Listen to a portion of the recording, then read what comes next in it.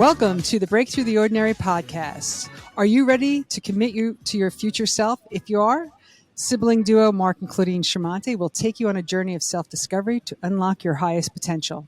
Through impactful conversations with entrepreneurs, thought leaders, coaches, and healers, we are here to share practical tools and strategies to generate the life you envision. New episodes drop every Monday. And we're happy to, present Jill Johnson-Young. She's an LCSW. I always say LCSW is the CEO of Central Counseling Services in Riverside, Murrieta, and Corona, California. She specializes in grief, loss, dementia, trauma, and speaks internationally to therapists, allied health professionals, associations for grief, and the funeral industry, including community groups. You have an amazing career. She's written several books. She's part of the Purple City Alliance, Riverside Purple City Alliance. She's the author of The Rebellious Widow, right here for everybody. You should go out and get it. It's great. It weaves some of her stories into the book, and you need to prepare for upcoming death, the dying process, and recovery. Jill teaches grief, dementia to therapists, and current courses are on her site, which we will give in the show notes. It's wonderful to have you here. Thank you for that. It's nice to be here. Yes. I thank you for being willing and being a yes. As this year has unfolded, I too am a therapist and a coach. And I've said, though was in service at 9/11 at Ground Zero, I feel like I haven't experienced that level of an emotional output of grief in our country. And, at least we don't speak often about, but, this loss of this year has also been such a significant piece. It feels similar to me environmentally. It does to me too, although I wasn't there for 9/11. We had people we knew who were there. Yeah. So if you could just share with our listeners, what has inspired you to be in dedication to loss and grief as, in your professional life? I grew up in a family that did loss and grief sort of organically. My dad was the oldest dad in school, when you're that kid. And everyone's, oh, your grandpa's here. No, that's dad, actually, right? And he lived to a ripe old age. I'm very proud of him. But I had lots of older relatives. And when people were sick or dying, we went. There was nothing about protect the children, shield the children. My mom was a preacher's kid. You go, right? And you serve and you take care. And there's a picture one of our neighbors gave me. And it was me when I was maybe 6 or 7. I had a little choir robe on and I had all the neighbor kids and we dug a little hole and everyone had flowers and we were doing a funeral for some neighborhood critter who had died probably at the hands of a cat because we live on a hillside, right? So it's been grief and loss my whole life. I also was the first social worker for our local AIDS project. And that was right after we first went from GRID to AIDS. The Ryan White Project didn't have that name because Ryan White didn't exist yet in the country's knowledge. I'm old. And we were losing, everybody. 4 to 6 months was a long, long time. The quilt was a very real part of our lives. And then I've done hospice for a long time, and I am hospice to the core. So you have to be genetically hospice to do hospice. It really is one of those things where it's a calling, like being a therapist, like doing the other things. You have to really want to occupy that space. I love doing grief work. I love to see people grow in grief. I love to see people who are in the end of life process growing and ending their relationships in a healthy way. It's all the things. Grief is the one place where there's guaranteed growth if someone will let themselves. And if you can help them set boundaries. And that's just a whole lot of fun for me. I know it sounds very weird, but grief people, if you go to one of our conferences, we have one of those twisted senses of humor that we don't let out of the box, except around ourselves, right? Like CPS workers, like other groups, we just don't tell. Right? Wow. Mm-hmm. Tell me about that. I've never heard anyone speak into growth and grief. Now, I usually think of it as after, right? There's growth after the loss and you can re-embrace, but tell me a little bit more about that. I've never heard that expression. When someone's in the dying process, whether it's early, right after that first loss, which is the date of diagnosis, right? We have a date of death, which everyone thinks of, DOD, especially in the funeral industry. There's also DOD, date of diagnosis, and that's when everything's gone totally to a different shift that you never really wanted. And for anyone who's experienced that, they will describe that exact moment. It's like the first time you saw the planes hit the tower. and you went, oh, there's something not okay here, right? You get that notice, this is going to be terminal. There's nothing you're going to do to get out of this one. You have the choice to spend that time then finishing relationships, saying goodbye, the family and friends, whoever they may be, chosen family or bio family, to be able to say the things that they never really said and they always meant to. And you can have tremendous growth at the end of your life in terms of pulling people close and leaving a legacy and leaving them with wishes and with futures in place if you choose to. And for those who are going to be left, you have the ability to say the things before that person dies so you're not left with unfinished business, which is what keeps people in grief. It's that unfinished, what we didn't get to say, do, apologize for, plans left undone. You can negotiate that and do those things ahead of time if given the opportunity. I'm just affected by what you're saying, because you hear people say, "Oh, I did something at the end of life," but the way you're presenting it, there is this massive place for growth in all relation. Like, absolutely, instead of, oh my God, it's lost, death, that's it, and there's only that process. There's this whole connection and depth and peace. And for those who will come in and hold the space and be part of that process, there's tremendous opportunity for growth. For those who are uncomfortable with dying, uncomfortable with illness, because the minute someone's got a DOD, then you start losing people. They peel off, which is something that grievers find rapidly after a death. But even during the illness, if it's an illness, people start to peel off because they're not comfortable. Because we don't make illness and death organic, although there's nothing more organic than dying. I mean, truly. Right? We're going back to the organic matter. It is organic. It happens. It happens to all of us. We all share it. If we're uncomfortable with it and we bail out on it, then you don't have that opportunity. Yeah. And I just want to say, and if you just look at it as loss and end, you don't see that it could be new beginnings and openings and all those you're things. Just looking at it, oh, it's loss, it's terrible, it's painful, that's it. I'm done. It's never fun the day someone dies. And that moment is that final lost breath is such a moment. And this is Fred. We have rescue poodles at our house, and he gets jealous when I talk to people. It's that moment of just vacuum. But then, even then, if you've said the things and done the things, it doesn't have to be a terrible day all the way around because you've given that person a good death. Or a supported death, if nothing else. I'm going to veer off for a moment because my curiosity is, and I hear you holding the space. And so we've talked about, the hospice humor or the industry that you're part of. Oh, yeah. And I think there's so many approaches to it that people haven't entered into a container, I'll just say, that they feel supported or the comfortability to seek or request this support, right? So hospice is mostly seen as a medical intervention. And it shouldn't be. Yeah, it's like, oh, you're at that point where we want to make you comfortable pain-wise. And I haven't really heard it from a space of how do we psychologically prepare the intimacy of this ending? Yeah. And hospice, unfortunately, nationwide is not uniform. Oh. It's done differently in every state. And so I was hospice in Florida where they have what's called a certificate of need. And you don't get multiple hospices. You have one hospice, maybe two, at most three. And those hospices have to prove that they'll do the things. They have to meet all the Medicare hospice requirements. California, it's a free-for-all out here. We've got for-profit hospices closed, they reopen, they get shut down, they come back on again. There's some good ones, there's some terrible ones. And so you have to know how to manage hospice to get the maximum benefit from hospice. That's part of the reason I wrote the book, because people don't know you can fire a hospice. Right? You're not doing your job, get out, I want the good one.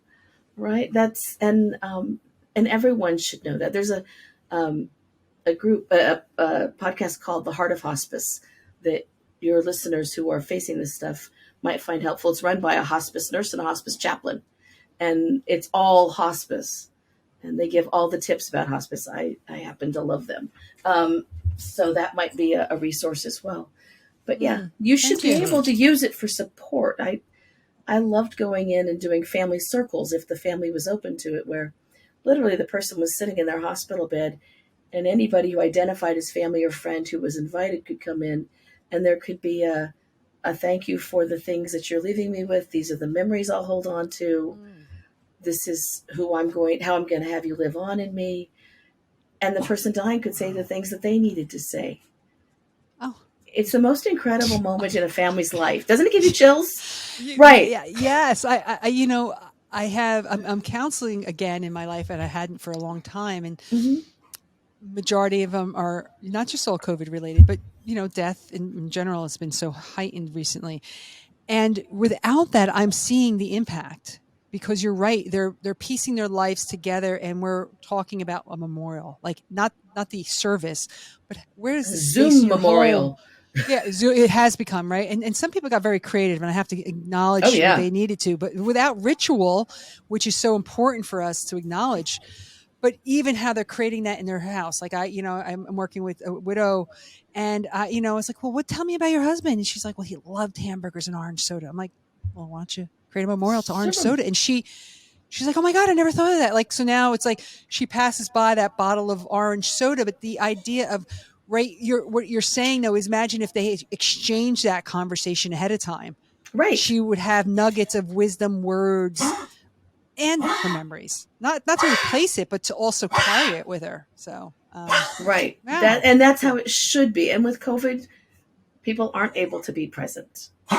But if someone can get that phone to that person before they're intubated, or even after they're intubated, so they can say the words, because we have research that shows even while someone is at end of life, sorry, that's our dog, that if they did EEGs, which they did before we had human subject committees that said, let's be decent about all this, they did some EEG studies, and they found that if someone was speaking that person knew, even if they were unresponsive, their brain was responsive. So they could hear the words. They could at least hear the sounds. They were present for that space with that person in it. So we can do those things still. It's not as powerful as being bedside, but we can still have some of that and replicate some of that. Even while someone is in an induced coma, we can do that for them and for those survivors. I'm listening to this, and it's prompting me to think this could even wake you up to, let's do it before it even happens. Like, so Please, COVID, yes. so like COVID is, oh yeah, it's very hard to communicate. Well, all right, we're in this space now in case it happens, even to start changing our lives, our way of connecting. Like, this induces that. It's like, let's even do it earlier, because you're bringing it up, because you're presenting it, Jill, in a way that's really beautiful and really it's opening me. And I've done a lot of different work, but it's like, yeah, what are we waiting for? We need to say the things, and even if you've got that parent who never says I love you, you can still sit and say, you never said it, but I know you love me. If you could say it to me one time, even in a letter, it would mean the world to me. Open those pieces up. And we can even do that now while we're back to being spaced again, depending on where you are in COVID, right? Yes. The folks who are evacuating right now in the Southeast, they can make some phone calls from the road. Let's say the things we need to say before we don't get to say them. I personally would love to be able to do like a yearly wake. And I'm Swedish and Norwegian. We don't do wakes. Let me just say, it's not culturally appropriate, but you can rent a blow up Irish pub, like a bounce house, but in reverse. And I think everyone should rent one once a year and just have an old fashioned wake for everybody there and connect and say the things. Wow, that is a gift. Wouldn't that be really fun? appreciate. Yeah. And it would be a gift. Yeah, I don't know that it'd be fun, and it's the vulnerability. It's the thinking Right. ahead of time, but in it, yes, I think you get that. That's life juice. It's life juice, and it can be fun because it allows people to be humorous too. Yeah. Right? Yeah, I like the Irish pub. People who are approaching death don't get a lot of humor, and they need it. And grievers don't get humor, and they need it. But nobody will give them permission for it. So if we can do it ahead of time and make that part of it, we'd be way ahead of ourselves. What do you think is I'm making a generalization here, but I don't feel in the United States, I don't know culturally in other countries, I don't feel like death or dying is a very comfortable topic, as my experience. And I'm not going to tell you I'm fully I'm comfortable with it. We have both, we're both lucky to have our parents in their 80s with us. What do Mhm. you think that's about, Jill? It's just not a culturally fostered conversation. We made it way too sanitary, right? It used to be that we did everything at home. We had, the laying out at home. People died at home. We moved to hospital and medical base, and then it became sanitary and clean, and the hospital took care of things. And then they went from the hospital to the morgue to the mortuary. So there wasn't that organic part of people connecting. When it was at home, the neighbors would come, and that's where we get the tradition of bringing food. That's where funeral potatoes come from, right? You're having a laying out, people bring food. Yeah. That's why we have flowers, because you have to cover kind of the smell of somebody laying out in their home.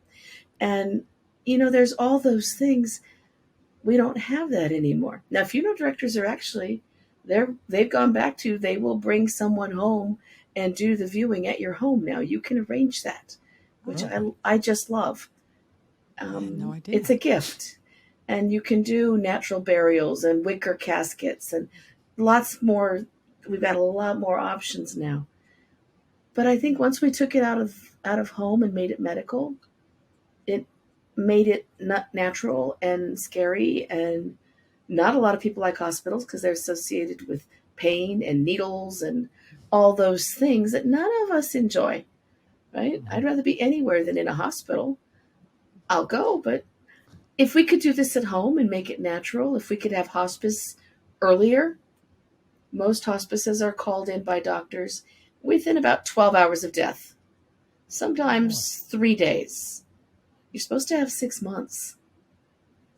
If you had 6 months, you would know the social worker, you would know the chaplain, you would know the home health aide, you would know your nurse, your case manager, your LVN. You'd have a group of people, a doctor, who support you at home and your family, and all those conversations become natural.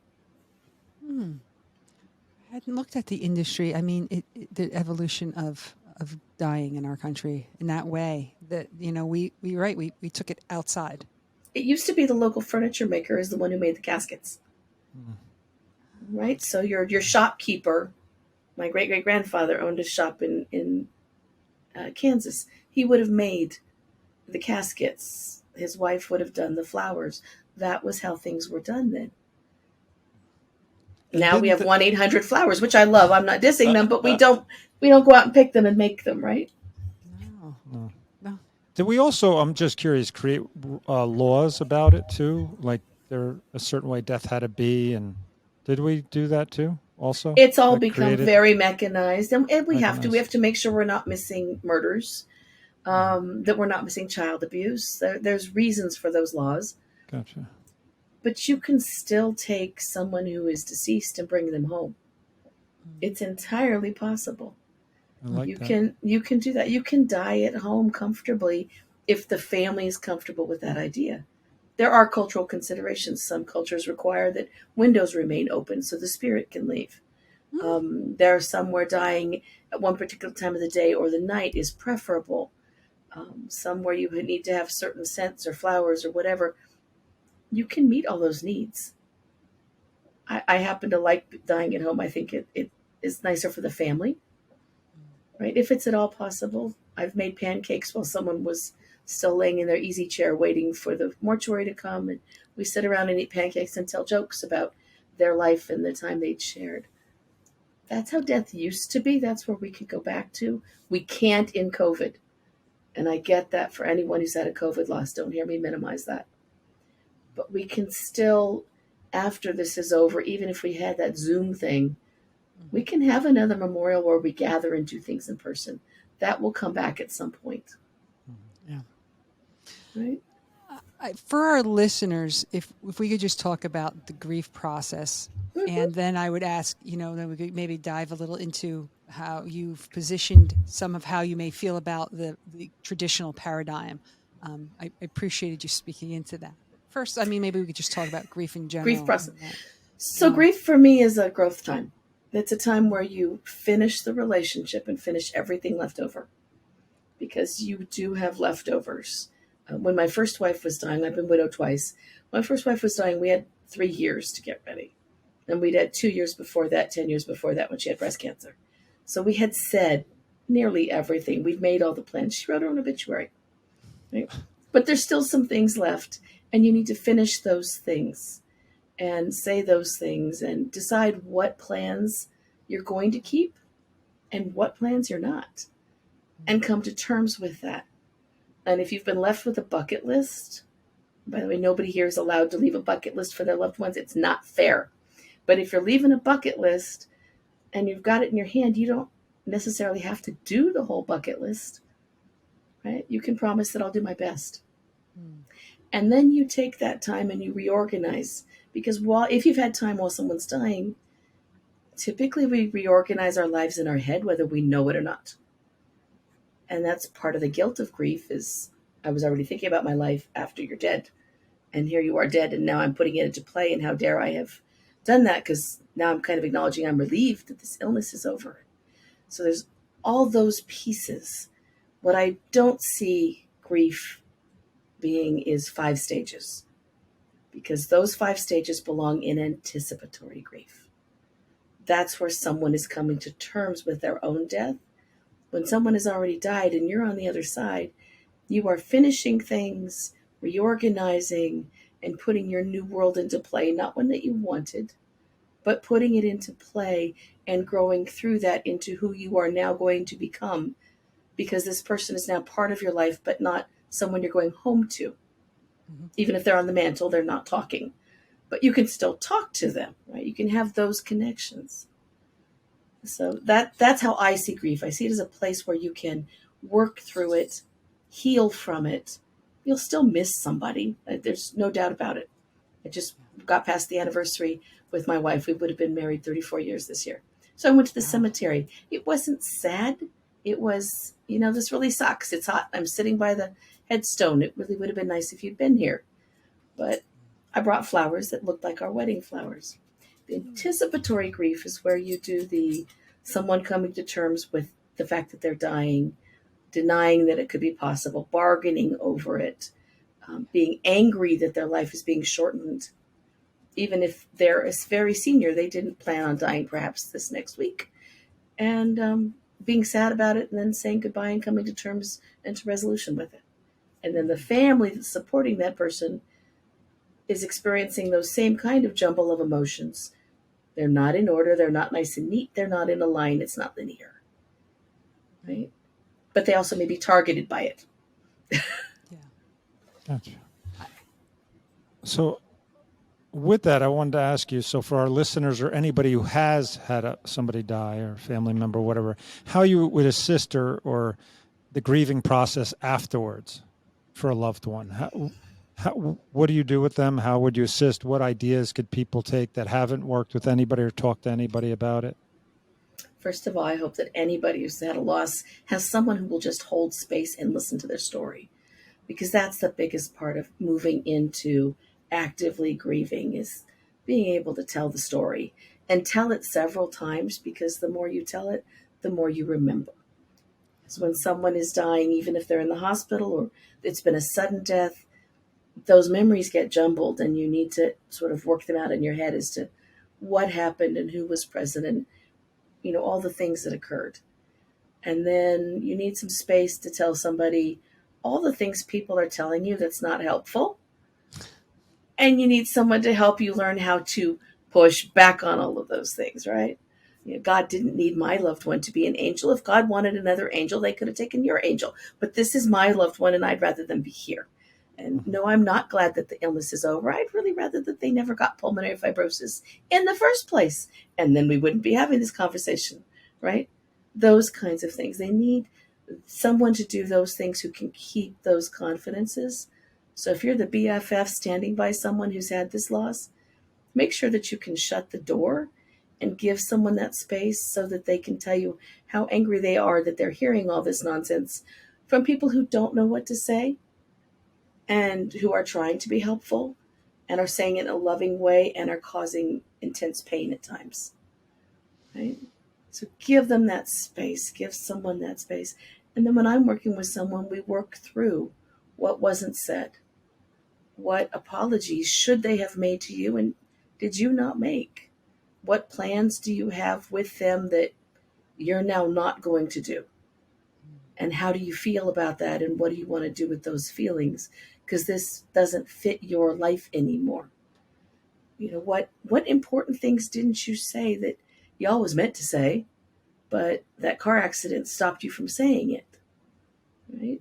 Were you married to that perfect husband and you never said out loud, I love that you open the car door for me every day. I feel like a princess every time you do that for me. Did you not say those things? Because if not, you need to be able to say them out loud. What kinds of things should they have said to you? And we take all of those things and we say goodbye to them based on those things. And we look at their whole life with that person, all the good, all the ugly, all the in between, and work through those moments too. And most importantly, we work through any trauma that occurred because of the death, whether that's the date of the diagnosis, the dying process, the notification process, the sitting in the parking lot of the hospital while someone's in ICU with COVID. Drive by any hospital right now, you will see people sitting in parking lots and they're just looking up where ICU is. And that's because they can't get in there and it's the only way they can feel close to them in proximity. That's trauma. And so that needs to be worked on because you can't move forward if you're waking up with nightmares about what might have happened when they died. Right? And then we work on reorganizing and how they're going to move forward and how they're going to take an accurate memory of their loved one with them. As you know, you go to a funeral and what do people tell you about the person who died? Right? All of a sudden, like angel wings grow and like those things on the walls, downtowns everywhere right now, and you have the angels, right? I fully expect my kids to go in and tell some really terrible stories about me, especially about unwashed dishes in the sink when I get home from work, right? Or not bathing the dog on time when I really, really suggested that you get it done. Those things. When I was at my first wife's funeral, my youngest got up and started talking, and she said, Mom, I have to tell you something. You know all those times the school called in the last year and said I wasn't in class? She was 13. I said, uh-huh. There are 450 people sitting around me. All eyes on Jill. Front pew. I wasn't at school. Great. Where were you? Conversation. Well, Mama came and picked me up on the Spider, which is a motorcycle that does about 150 miles an hour, has a front hold area so you can actually fit an oxygen tank in the front of the darn thing. And she would get in there and run her oxygen line through her helmet.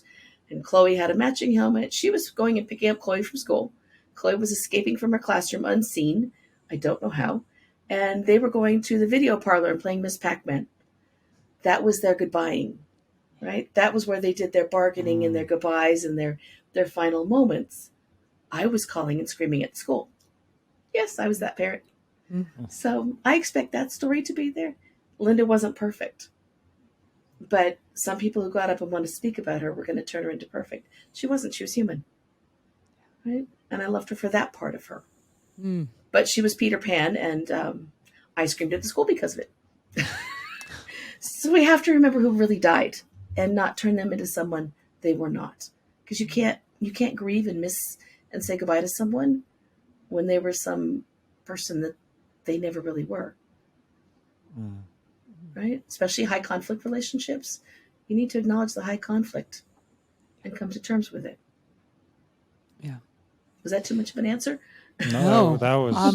I'm sitting here, and I've been a therapist for 29 years, and I'm going, oh my gosh, these are some places I haven't even been trained in or considered. So thank you for illuminating that. I do find that some of the people I've had the gift of working with, and I still do, really are a good amount are isolated. Now, I would say COVID has increased that, but everyone I'm counseling is not related just to COVID. And Right. when they don't want someone to hold that space, like their grief is in isolation. It's like they're not contacting. Like I may be sometimes in a week the only person besides maybe a colleague or two at work that they have to talk to because of the function of their jobs. Right. And so they're like their grief becomes their identity. Like I don't want to let this go because then what do I have? And that's where you want them to take that and reorganize so that memory is who they have and who they're becoming because of the relationship they had with them. Yeah. Right? We're all so changed by the relationships we hold. Yeah. I had 23 years with Linda. I had almost 4 years with Casper.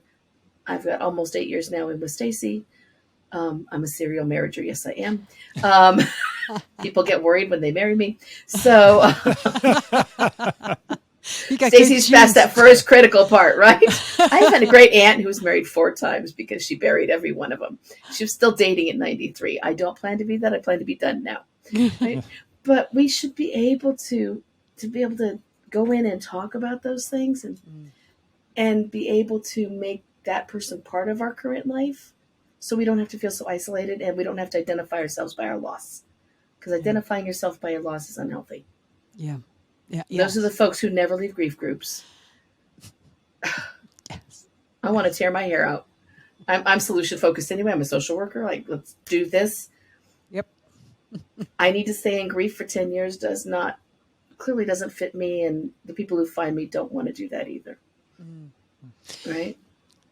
With COVID though, I just want to, we've spoken about that. You're right. The ICU, the Zoom funerals. How are you supporting their grieving process? And I mean the families and the loved ones and friends when there isn't the opportunity for the goodbyes, the wakes, the rituals that help, honor and take that collective pause. Have you seen grief work change this past 16 months, 17 months? It's increased a lot. The intensity is greater. I've got lots of clients who've lost not one, but 2 or 3. Yeah. Or they thought they were losing this one and they lost these 2 instead and this one recovered. Overnight life shifts and ends. And part of what we do is we do some rituals just online. I'm 100% telehealth now because I had COVID too. And I'm a long hauler, so I'm not stepping back in an office anytime soon. And so we will talk online about, being able to do a ritual. I'll light a candle with them. We'll talk through what they would like to remember about them. We work through some of those same things. I do encourage them to have some kind of memorial now and then plan for one later. Okay. And I want everyone listening to know that when they start hearing that second service is coming, you need to roll out and go. Right? You gotta be there. It doesn't matter how much later it is. My cousin was an FDNY wife on 9/11. Her husband was not in the towers, but he dispatched his entire group. That one station that lost everybody, that was his group. And she said for 6 months, it was a funeral every day. And it didn't matter if it was 6 months ago. You showed up because everyone needs that community. So we need to all show up when it's time for those services. Yeah. Right? We had some families that were holding out because, in the Jewish tradition, it's you wait a year and you do the unveiling. Well, now it's been 18 months. And we still can't do a group unveiling. They're doing those on Zoom too. We have the 12-month end of the cycle of grief. Those are being done on Zoom now. So I really try to encourage people to do some ritual work and to share it with the people that they would normally have there. It also has an advantage. There are always people at a funeral you don't want there. If you're doing Zoom, they don't have to be there. They don't even have to know it's happening. You can have a private one.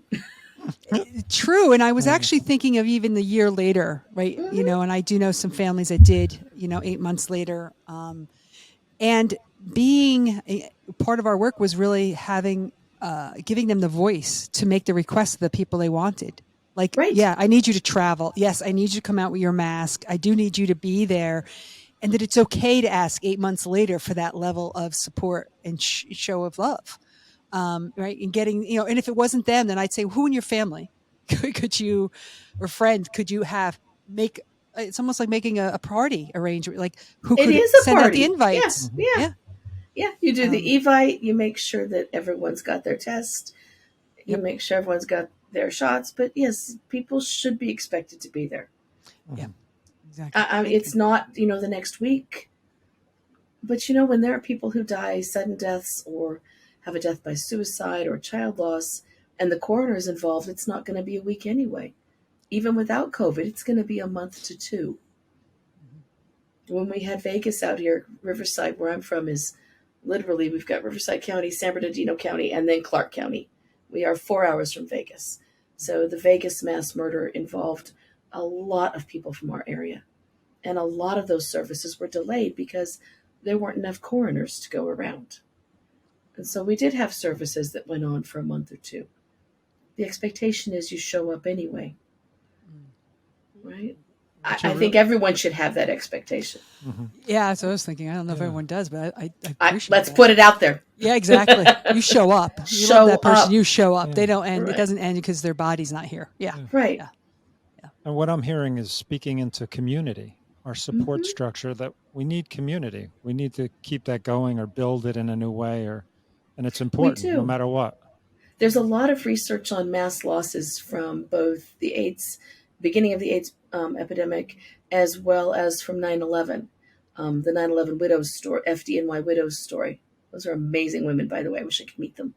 And what they found is that those who face mass loss and surf the losses each time, but have the same definition of what that loss was like, and have a social system of support, not necessarily family, because again, family can say things that they don't intend to be cruel, but can be, that if they've got that support, they do okay.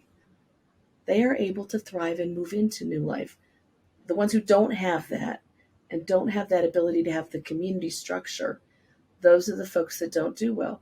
Likewise, when we have mass shootings, which are unfortunately part of our culture, the research shows that when there is that immediate next night, everyone gets together and, they've got the candles and someone's there saying, I'm a grief therapist, come find me. Those folks do okay. Mm-hmm. It doesn't make it not painful, but they do okay. The ones who isolate, those are the ones who don't do as well. So we're talking and I'm like, this is really intense. This is really powerful, intense work and stuff. So as a counselor, how do you take care of yourself through your grief counselor? How do you take care of yourself? You're dealing with, this can be, I don't want to say drain, but it can take a lot. It can be draining. You can say that. You can say that. I didn't want to put words in your mouth. Yeah. But how do you take care of yourself in this process of you give and put out so much? I can feel it. How do you take care of yourself? Well, first of all, I'm married to a funeral director. And so we do grief and loss all day long. My story is I married Linda. While Linda was dying, she told me to marry Casper, who was her hospice nurse. And then my third wife is the funeral director who took care of both of them. And so we do grief and loss all day long. And funeral directors are equally twisted in their senses of humor. So we use humor a lot, right? That there's almost a pathology to it. Yeah. But we also, in our house, we collect antique poodles. Who are rescues. So the shelter will call us and say, we've got another one and he can't hear and he really can't see and his trach is collapsing. Could you come? Yeah, it's Wednesday. I'm working from home. Might as well. And we come home with Doug, who coughs in the background sometimes. Oh. For me, I get the joy out of the doodle bugs. On breaks, I go outside. I'm lucky enough we're in a house that I can just step out onto a patio. And when it's not 190,000 degrees outside, I can enjoy it. And when it is, I can jump in the pool between sessions, right? Or we have a dog who swims, so sometimes we go swimming together. So we do a lot of outdoorsy stuff. I can't do a lot of strenuous stuff because of the COVID damage, but I do get outside and walk a little bit. Have some distraction with my mom because she's got dementia, so we have some fun with that. Mm-hmm. And I have grandchildren I get to see occasionally, depending on where we are with COVID. So there's a lot of distractions, some fun, connecting with colleagues. I do a Friday grief chat with a friend of mine who's in the grief community live on Facebook. And that actually is a high point of my day, of my week. I get to chat with Deb live and see her face. right? We're not masked, and I get to connect with the grief community. It's all about community in the middle of COVID and working from home. It's about community. And when you do grief, you have to have humor. Yeah, I can see And that. I love seeing my clients grow. It's marvelous to see the growth that people make from here to here, right? From that, I'm not sure what to do, he's dying, to wow, I really am okay. And I'm living this whole new life, and I've done these shifts that I never knew I wanted to. That's amazing to be part of, even from the side. Yeah. Yeah. Wow. I see that you're committed to training therapists to I am. become grief counselors. I am not a designated grief counselor. My field was adoption, and That was mine too. Yeah, trauma and adoption. Uh-huh. Yeah, it's 29 years. And, can I ask you what elements you think are important for those professionals who are going to choose to say, I have to be honest, I'm part of a collective. So when crisis happened, I kind of got put into that. That's been a crisis, has been my background work too. So You're the one they call. sometimes, but that's what do you feel like, is important for grief therapists also to harness at this time, either from a knowledge base and embodiment or, anything else you'd recommend? Every training I do for therapists on grief and loss involves the dying process. We do a full 2 hours on the dying process. And that's because you can't help someone who's been traumatized, either by seeing it, being part of it, or not being there for it. You have to be able to explain it and to take the trauma out and instead do the psychoeducation with, this is what was really happening. I know you heard that noise. They didn't hear the noise. This is why we know that. We have to be able to know what happened to some degree in the experience they just had. We have to know what the number 1, 2, and 5 emotions are for grievers, and that includes guilt and shame, that those are a big part of loss and the dying process. We have to be able to help people do boundaries, and we have to feel free enough to have some humor, right? Because when you're a griever and you're in the grocery store just for a minute, right? And someone says, "Oh, I'm so sorry for your loss." What face do they make? Right? And even with a mask on, you can feel that. And it's crushing, like the shoulders go down, and then half the time that person then says, "I'm so sorry for your loss. It's so hard for me too." And suddenly the person you're working with is spending their energy, what little tiny energy they got left in that energy bank, on supporting other people. And that's the wrong direction, right? It's supposed to go into the griever, not out to the others. And so I do a lot of training on that, because I don't think we can be effective working with grievers. And we all do grief, because there's grief that's not loss from death. There's grief from moving, from job changes, from financial losses, pet loss. Right? We have all the losses in our world, and it all follows the same general trajectory and has the same general emotions. And we have to be able to name it.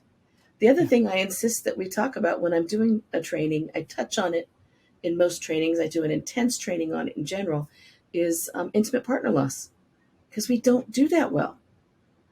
I did some research on it, and fully 100% of hospice staff don't bring up intimacy for the dying couple. And fully 100% of therapists won't bring up loss of intimacy for the surviving partner. And the therapist will say, "Well, I feel awkward." They'll bring it up if they want to. And the griever will say, "I'm not bringing it up. They're going to think I'm a weirdo." And the dying couple aren't going to bring it up because they're being treated as caregiver and caregivee, not as a couple who used to be intimate partners in all the senses. That stuff we don't talk about, and that is a huge loss as a secondary loss, as part of the loss of intimate partner. So I do that stuff too. I think we need to have all those skills and that comfort level, or we're not going to be relaxed enough to be able to do the work and make it feel safe enough for the griever. Wow. Yeah, it's opened my eyes. I agree. I think what has been heightened for me is the micro losses, micro grief, we're experiencing all the time, and it's not always an ending of life. No. Right. Even the end of a childhood dream, the end of a book, or, a shaming of ourselves is a micro grief. Right. Yeah. Right. And I'm hearing the reparative work, though, is similar in just different scales. I mean, it still starts with us. Yeah. Yeah. And so thank you for phrasing it in that way. I'm shifting some of my own thoughts about it. I also want to see therapists be more supportive of grievers, stretching their wings a bit. Right? If they are going to do the things that come naturally to grievers, it's for us not to use those old rules that we learned 30 years ago, which said, don't make any changes for a year. No new this, no new that. Stop it. Just stop it. And if you're a griever and you want to make a change, this is your chance to do it. Find a therapist to support you. And if it was an error, who will help you with that, not call you out on it. That's what we need. I'm sorry, Mark, I didn't mean to cut you off. Oh, no, don't worry. Your information is amazing and much needed.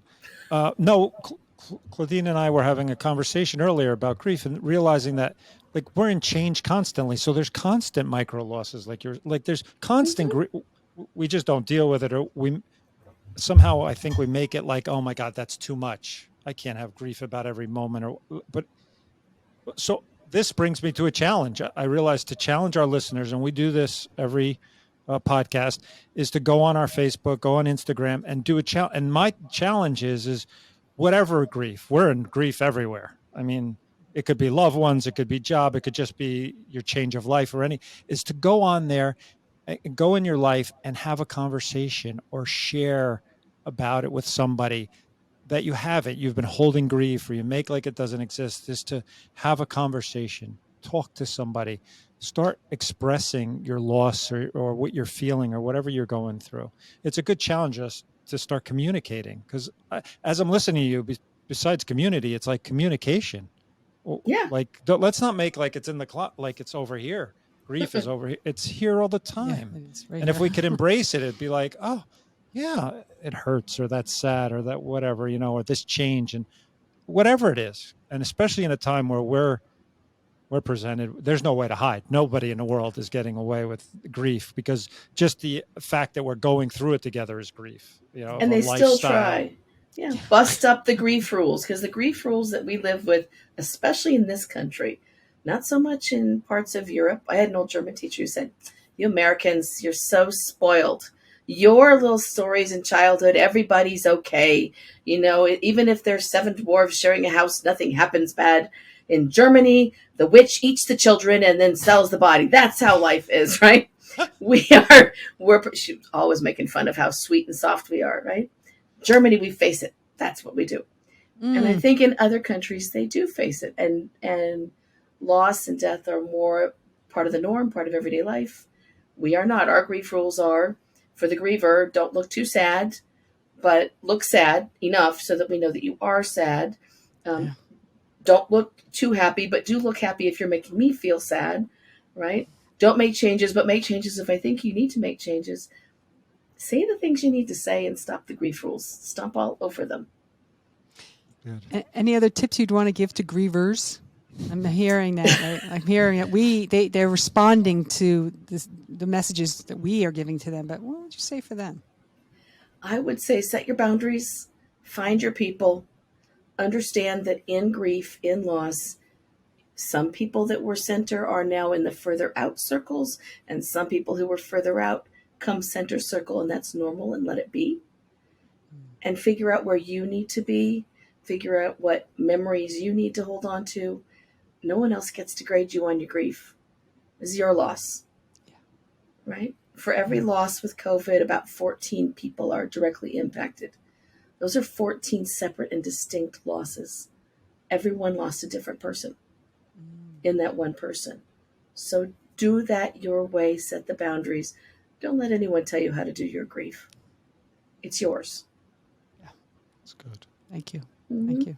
A little rebellion is good for everybody.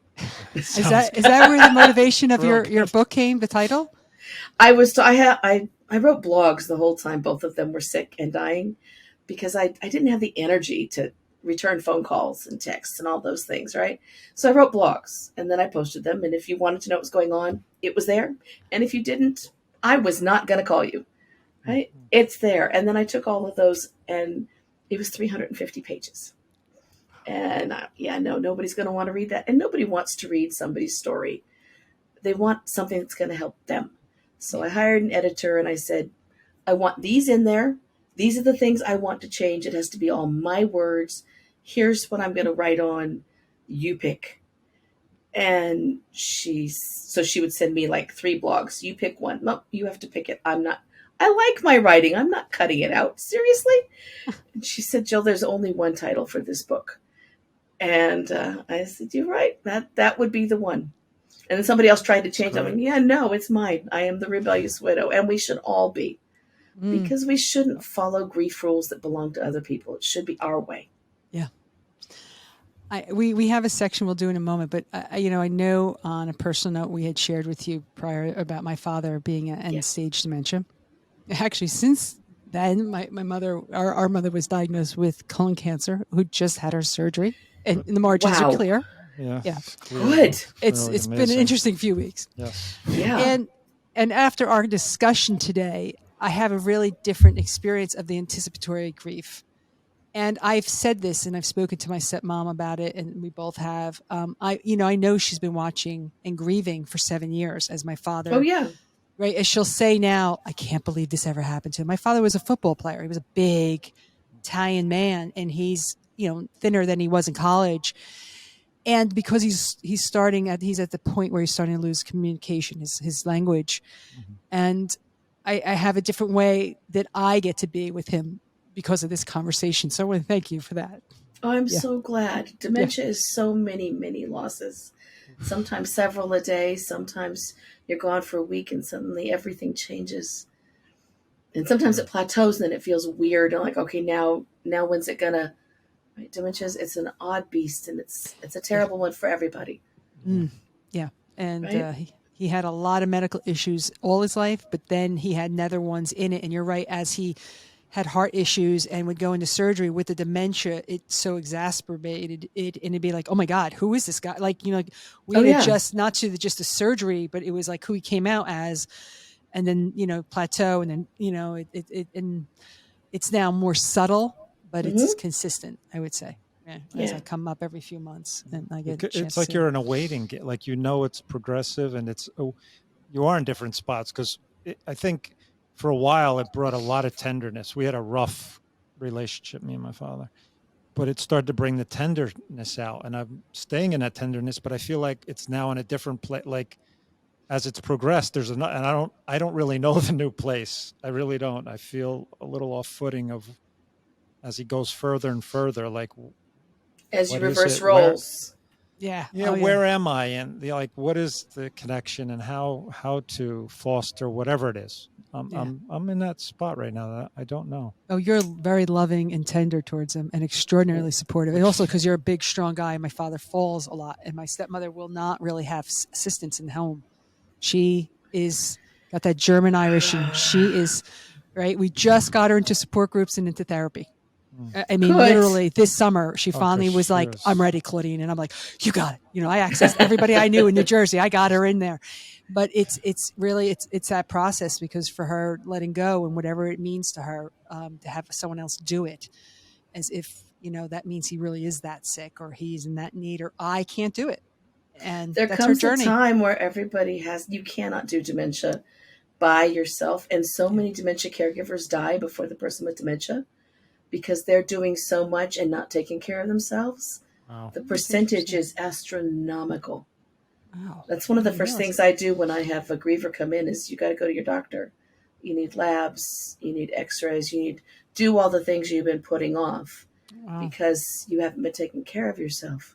So I'm glad you've got her. The dementia support groups are powerful places to be. Yeah.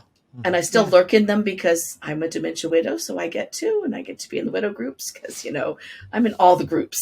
So, and I lurk around, and sometimes before I do a training for therapists, I'll go in and say, tell me things you don't want to hear from a therapist. And I'll get 600 or 700 responses in an hour, because there are some strong feelings about stuff they've heard. So your dad is so blessed to have you guys and have the tenderness and to have the caring. Mhm. Yeah. because it can be She- so frustrating. I say Oh, it she's is. committed, and I am always grateful for her commitment to my father. Oh, I yeah. mean, and her love. They've been together 41 years this coming year, and I'm like, thank you, because he Yeah. would not be in his home. He would be in a home, in a formal institutional home at Hmm. the level of care he needs, Yeah. and she's committed to him. I'm That's grateful for that. incredible. Yeah. Yeah. I love that German Irish. You know, They are toughies, right? yeah, they Oh, are. she's They tough. Like are. the Norwegians and Swedes. We just don't put up with anything. You got to get through this. That's right. The Yeah. witch ate the kids, and I love that, and sold the bodies. Right? So we're going to do a series of fast fire questions. We Okay. ask you not to think too hard on the answers and just give them to us. Short answers, Yeah, quick. sure. You know. Yeah. Oh, So that's hard for I'm- me. I'm curious on who has been the most influential person in your life and why. I would have to put that between my dad, mom, and Linda because of the way I was raised and because of the way she faced her death and sent me off into the new life. Yeah. That's great. Okay, so God, spirit, whatever universe, atheist, whatever it is, what does God mean to you? Support that I can look to, not necessarily male. Some kind of power that I can lean into when I need an extra power place to lean. Mm. Sometimes God is the sycamore tree in my backyard, Mhm. you know. Yeah, sure. I belong to a great church and I have a wonderful minister and she keeps things real. Mm, Okay. that's great. Do you have daily practices or habits that also help you show up as a container and loving source that you want to be? Good, strong, creamy coffee in the morning. Relaxes my vocal cords and gives me a little bit of a pep. Mhm. Lots of hydration and lots of self-centering. And if I have a tough session with someone who's had some big stuff, I make sure that I've got 10 minutes before the next. I try to space out my grief clients and my difficult moment clients with at least half an hour between sessions so that I can let that piece go and key into what this person needs so that they get my whole self. Thank you. So, what is to you? What is the secret to living a fulfilled life? Doing that which you love, really love, and being able to give back and make life better for somebody else. Well, I To could leave a see good you're legacy. living. You're living it for sure. Sure. It matters. It really, really does. Mhm. Besides your book, what are two of your most favorite books? I love the newest one is the Beauty of What Remains, which is written, it just came out this year. It's by the lead rabbi of the oldest Jewish temple in LA. And I'm not Jewish, but I love Rabbi Lader's stuff. If you've not read him, he's amazing. And he started that book with, I owe everyone I've ever done grief work with or funeral for an apology. I didn't know what I was doing until I lost my dad to Alzheimer's. So it's elegant.